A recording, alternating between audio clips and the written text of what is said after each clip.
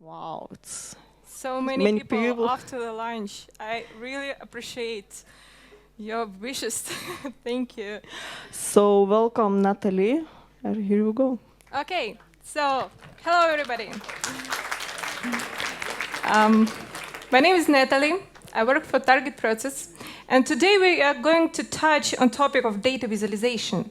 In fact, how working with a big amount of data, especially if we have several characteristics of this data, we can make it more clear and understandable for us.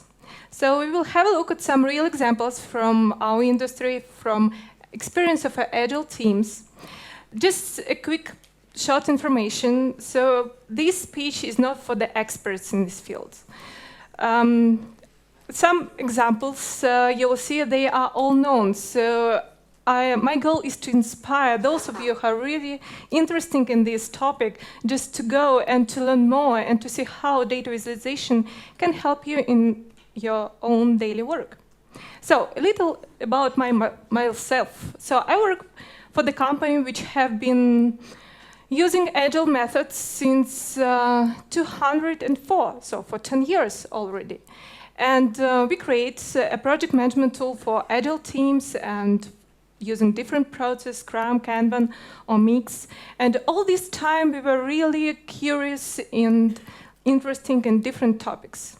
So some time ago, we used to be a big fan of topic of data visualization, and we put all these things that you saw today, will see today in our tool. So today, I would like to share you what works, what doesn't, and we will see how visual encoding and seeing data from different perspectives using different grouping can help us. So probably I can't sleep, maybe you either. All of us have data issues. We love data. We have a lot of data around us. We carefully store it and remember it, and we write it down. But does this data works for us in tables and numbers? And we are not very good in analyzing a big amount of data with a lot of characteristics, seeing just them on paper. How many people of us playing charades with the friends, showing them like crocodile, maybe here, charades, so just one, zero? Oh, a lot of them. So charades, just, oh yes, thank you. So do you remember how we're showing people how big was the fish we catch or how cold it is on the weather today? So that's the way how we present the information to the people, giving them the ability to see what you have in your mind. But data presentation and data visualization is different things. So what is it? Data presentation, that's the infographic. It is not Kama Sutra, how you can think from the latest seats. That's the infographic of having different poses in cinema. So you can try to find yours own.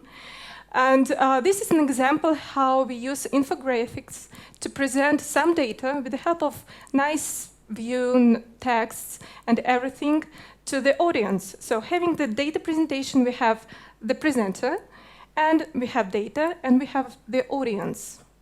So that the information can be a little bit subjective, because I see this like this, and you right now see this also like this. Data visualization makes us thinking about the data, and having the data visualization, you can have, in fact, only you and just data, visualizing in different ways. So visualizing data, you can have really exciting moments, like aha moments. You can see some hidden problems and probably even find some solutions for really serious problems. So let me share some of the example of data visualization. That's quite known example of data visualization. Here is the map of London of 18th century. Do you know how the cholera is spread? Somebody like by water, that's right. But those times people thought that cholera is spread by air. And right now we are in 1854 year. There was a huge disaster, one of the cases of this cholera, when about 660 persons died, in fact, just in one area of London. So that was going to happen until the English doctor, John Snow, just put all these cases on the map. So you can see these small black rectangles just showing us all the cases. And he found out that almost all the cases happened just near the pump, where everybody just get the water. And there were no cases near the brewery, where people, in fact, during the workday can have beer. So that means that beer is nothing bad, right? So yes, that was just the support for his suggestions that probably the reason is the water. And they closed, in fact, they closed the pump, and it helped a lot. And that was the beginning of this theory. And now we know this, that cholera is spread by water. So data visualization helps, but we all days we have a lot of data around us, and quite rarely we have it just in two parameters. For example, describing this chair, we will have his position, its color, its texture, so a lot of data, right, from different perspectives. And we are not good in analyzing all these parameters at once. So today I would like to show you a couple of methods we can use to analyze and make it clear the multi-dimensions data. So the first method will be visual encoding using different color, texts, position, and so on. And another method will be different views just for the same data.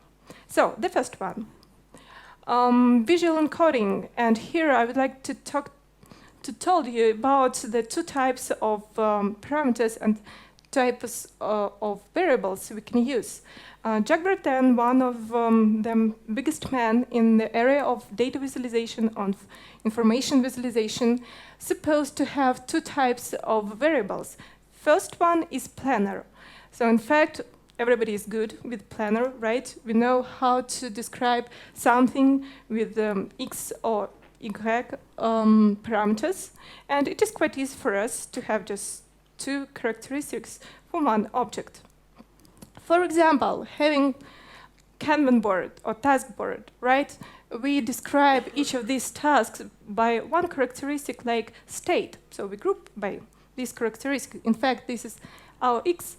And if we need to add more, for example, like priority or maybe the way we get this task, typically we use Y, which is quite easy for us rather than doing something else. But what if we need one more parameter here? So we have two characteristics, and we also need to understand, for example, what was originally this task from our customer, and maybe we found the bug by ourselves. And here we can use the serial type of variables. In fact, this is retinal. That's position, that's shape, size, different color, different the brightness, and the texture. So all of these variables are quite easy to see, so we use them, or we see them, and we describe all the objects that we see right now around us with the help of these variables. But we have different approach to analyzing of these characteristics of these variables. So, just to test, how many horses do you see right now? They are horses, not cars. 5, 6. Okay, so quite challenging, right? 7, 8, 9. In fact, there are 5, just 5 of them. But it was quite hard and some uncertainty, right?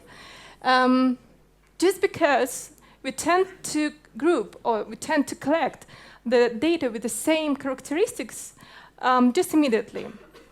And sometimes collecting the data by one characteristic, it's quite hard to ignore another. For example, seeing right now the grouping by color, we can't group by shape. And right now, for example, that's more simple example with a Kanban board. So let's use just stickers of the same color, of the same size, but different shape. For example, let's have this simple sticker notes for our usual task and the round stickers for our defects. And just quick question, how many defects do we have right now? 8. And now? More. More, absolutely. Just right, absolutely. So the main idea that we are really good in choosing just one parameter, like for example, shape right now. We tend to collect by different values in this parameter quite easy with all of the rational variables instead of one, instead of shape. So that's why if you want to quickly analyze the data that you see and to understand in having just one parameter, quickly group the data in this one parameter, just feel free to use everything instead of shape. That's like a recommendation. And this effect is called like selective organization. For example, we can use color instead of different shape. Right now, it is much more easier, right? And another case, if we want to have something, for example, having one group, we want just to ignore the values in this group. And for this case, it is better not to use size and the brightness. So for example, here is an example of the same Kanban board. We use just the same color and the same form like we used before. But right now, let's more third parameter. So right now, we need to know from whom we get our tasks, our bugs. So for example, we'll use smaller size just for our own ideas and bigger size for all the ideas and bugs we get from our customer. So let's just close the eyes, open it quickly, and say how many bugs did we get from customer.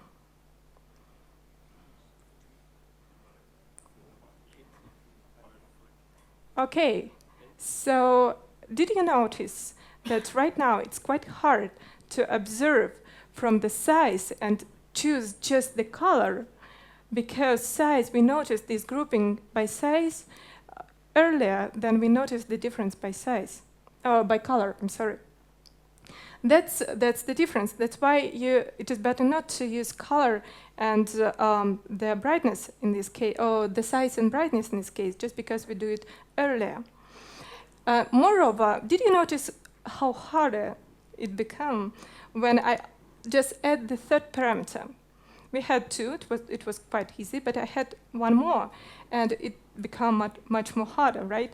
In this case, we right now have just x for the states, and we added more and more rational variables. But what if we, yes, that was my suggestion, to use not the size, but use the shape, and as you see right now, it is much more easier to execute just the defects. So, but what if we just use not only x, but have y as well? So that's idea that we observe easily the image if it has 3 parameters. 2 of them are x, y, and one more, it's a rational variable. So that's why it is better to use the division by horizontal lanes, like we have some cool ideas by ourselves that's from our customer, rather than adding more and more color, shape, texture, if you would like really add more valuable for this picture. So we go through 2 types of visual encoding, like planar and rational variables, right? So now let's move next and see how we can group just one and the same data with the different methods of data organization. I would like to share with you 5 methods of data organization. It's going to be chronological, geographical, simple to complex, and from common to details and by value and size. And right now we are going to see just the examples to give you maybe some inspiration to do the same with your data just tomorrow. So the first one is chronological. Here is just quite very simple, right? We just take what we have and put it in some connection with the time. So when did it happen, and maybe do some planning for the next future. And here is just nice chronological fun, maybe visualization of the communication of characters in movies. In different films, you can find Lord of the Rings, Star Wars, and 12 Angry Men, Primer. By the way, did anybody see 12 Angry Men or Primer, right? Do you understand why? In fact, these 12 pens, they almost don't communicate during the film, but that's just funny joke. Anyway, you can notice all the first 3 examples, they are true. They can notice at which episode you can just stop to watch because somebody will die or something like this if you don't want to cry. But in Agile, in fact, or in IT sphere, the well-known example of using timelines is Gantt chart, right? So that's why in Agile we tend not to use timelines just because we don't like to use it like Gantt chart. But what if we use timeline not for having the dependencies between some events, but just to analyze what happened before? For example, here is an example, a real example of our timeline visualization we had in our cafeteria, which we sometimes used during our stand-ups meetings. So we put these blocks, these are features, and with the red sticky notes, we had the beginning of the feature, with the green, yes, we have the released. Yellows, that was some expected date for the features. As you see, it didn't work, so we had several expected days to release the feature. And with the help of pen, we had today. It was quite easy. So that was like a point for the communication to team, just to decide and to see how did it work under the feature we're supposed to work. And if we had some user stories, for example, for these features, or if we had some ideas for these features, we just put them with the help of stickies, like we divide these features into the user stories. And then that was just like start point for the following communication. And going next, so one level deeper, just to see who is working on what. Again, it is not very agile, you say, because we are not interested in seeing who is working on what, because we are most focused on the value. That's so true. And the purpose of this visualization can be not just blaming something that you're wrong with your estimations, or maybe we are late, but to see some hidden information that probably somebody is overloaded, or just to have some expected date not based on the estimations, but based on the tempo of the person. So he did this work and we put one more task, so probably we'll have wrong estimations or wrong end date for these tasks, just for analyzing. That were timelines. One more examples of the data organization, that is a geographical way. Here is very simple. Here is just everything that we have concerning the maps, countries. So you planning our vacations, we use this approach. And I want to show you how map also can use these rational variables that we have just seen. For example, this is an example of the map. Which suggestions do you have about this map? What it can be? Very simple, in fact, nothing. Yes, that's about population. But here we also use our rational variables, size and color.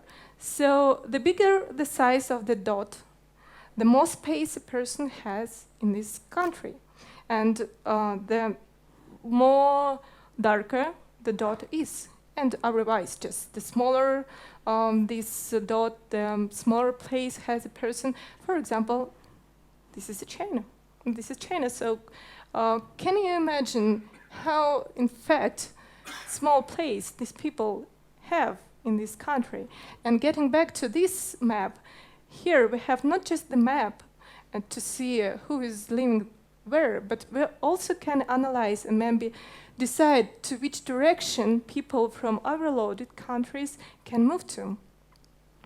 So in Agile or in our IT sphere, sometimes or more often we use maps to see how many partners or how many clients we usually have in this map, just to see the direction we need to move, the country we need to move to. So it's quite easy. But what, for example, how we did, if we change the way, what is exactly the thing that we are visualizing?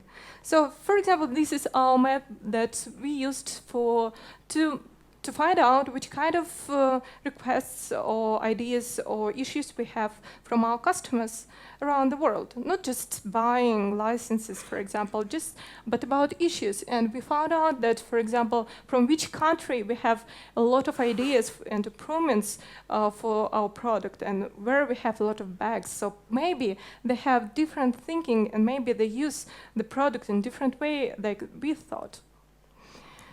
So next method of data organization is simple to complex. This method works very good if you really don't know the sphere you're working on and you need to go step by step. That's quite easy. And the most famous example from Agile is the story mapping. Do you use the story mapping in our practice? How many people know what is story mapping about? Okay, in this case, just briefly, what does it mean? The story mapping, this is the way you describe your features, in fact, with your product owner. When you have a product owner and he tells you, oh, I have a great idea, I have no idea how it will be implemented, but it's so huge, it's so great. So we just put these features on the top, like I do right now, like login, homepage, and so on, so big pieces of functionality. And then you break down these features into user stories, but having the first one in the most easiest implementation you can do for this feature. For example, having the login page, for the first implementation, we can have just 2 fields to input your login and to input your password. And then, what else we can add? We can add the forgot password functionality. What else?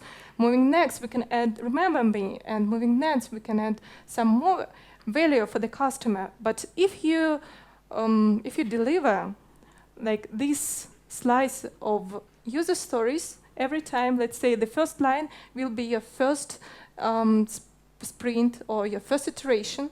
So all the time you will have some valuable for customer. He, in fact, can already work with it, but just you will go deeper and deeper from simple to complex things with each time. And especially if you don't know whether it will work for the customer, it works great, just because you can get the feedback earlier. So the next one is from common to detail. And here I would like to share the example of the backlog. That's the real backlog.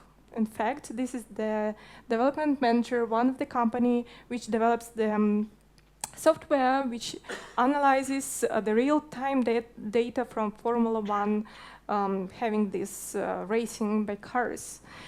So what do we have here? In fact, the length of this roadmap is 3 meters. And can you imagine, so guys really have this paper on their release planning. But what's great, they found that they can see originally the most important thing, the original idea that goes first, and then go deeper and deeper and deeper, and every time they just reprioritize the work, first of all, and then if they have some problems with a small task somewhere down, they can check what was the original idea is. So probably we can just change the task because the original idea doesn't say to us that you need to do this in this way. So they found out that this way can work pretty easy when you need to have an ability to go from common to details and from details to common. And one more example, that's the value flow. Probably you saw this, so guys, today during keynotes, they showed a little bit different example, but just the idea was the same. So this third state is our development, right? We can do Kanban, we can do Scrum, we can do Scrum Bench, anything, what we decided would work for us best. But other states are the states, in fact, that each of us has in your company. So, for example, the first one state is the level when stakeholders, when people like product owners divide their ideas. They are discussing them, they put the budgeting there, they are deciding about the revenue they can bring from these ideas. So that's just some initial state. Then they move next and to IT teams where in fact we start to think about the implementation, about dividing these features into user stories, which kind of implementation we can have. And then it moves to development where here finally we have the Scrum teams, we have Kanban teams, and we have our release planning and everything. But that's not the end. Even when team finished the implementation, and the team sometimes feels really exhausting about this because they did a really great job.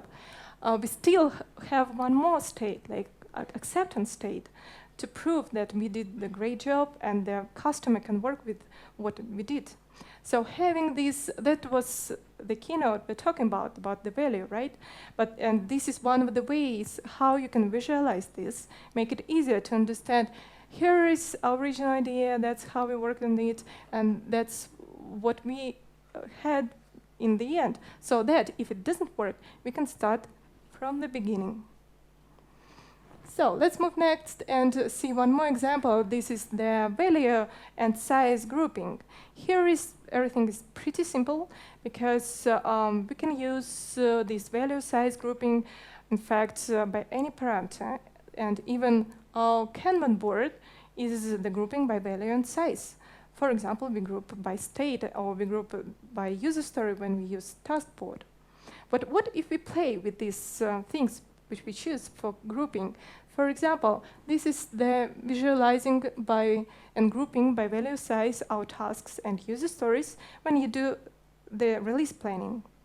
It's pretty simple, pretty obvious. So we have our bugs and things for release number 1, release number 2, but we still have the horizontal grouping, right? So if we add this business, customer, marketing grouping for these horizontal lanes, we can see in this release who would be the happiest one. So, for example, we are focusing really on our own ideas, or we make our customer happy, or we move forward for the business. And playing with the, in fact, with the vertical lanes, we can choose not only release, but we can choose even person to see who exactly from the team is focused on this release or in this iteration. We can find out really unexpected results. And also, we can combine different kind of data grouping. So just the same board, just the same cards, but adding the information about the timeline. So on these cards right now, you see the sparklines. The sparklines were introduced by Edward Tufte when you need to, when you have really small place, so you don't have enough place to have huge charts. You can use these small lines just to mark.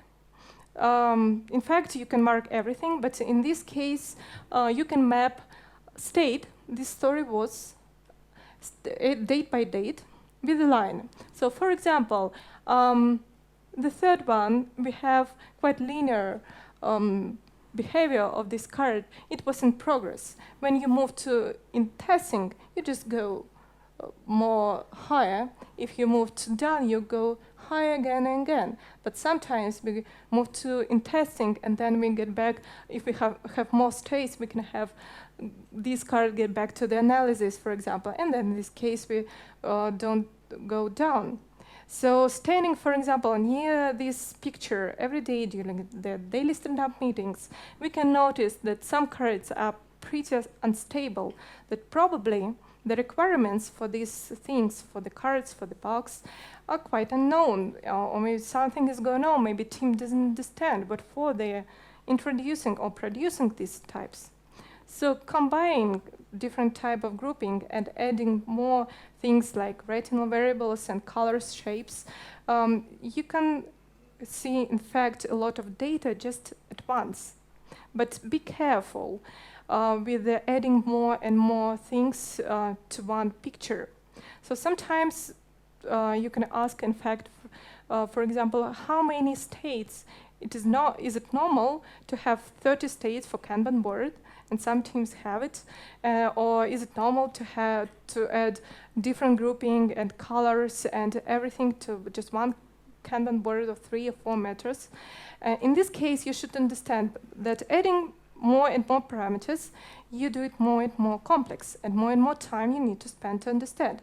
And if, in fact, everybody who use this Kanban board really need to have all these parameters, that's okay. If person knows to which part he needs to go and which data he expects to have. But sometimes we just want to put everything on one board, but we don't think about the people who would use it and about which parameters, in fact, exactly they need.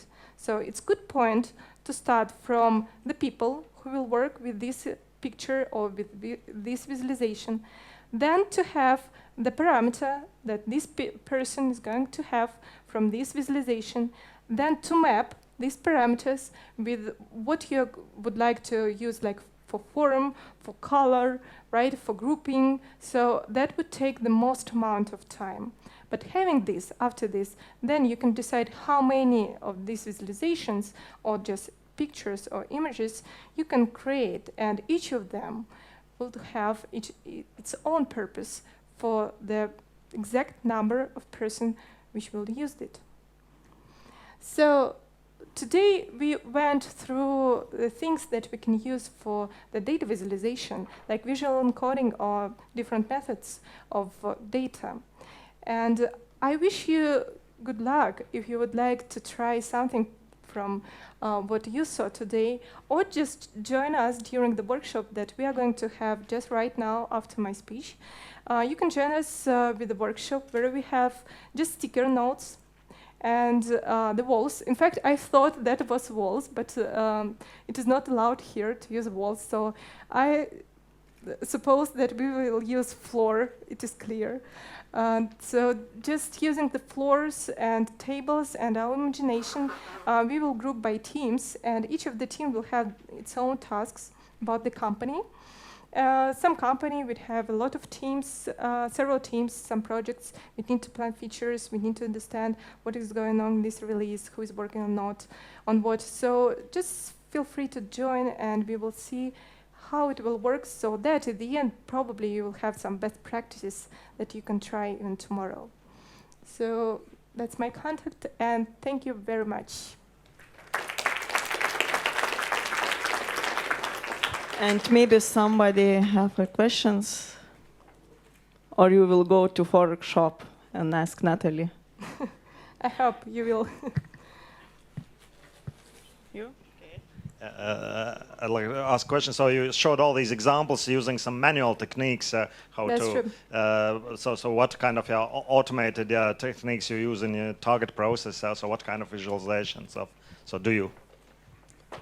What kind of from all of this? What you apply in your software? Yes, in fact, we use all of them, having pretty, let's say, pretty typical data tool. We found out that people have much more data in their database, and they expect to see this data in different ways rather than we can allow to people.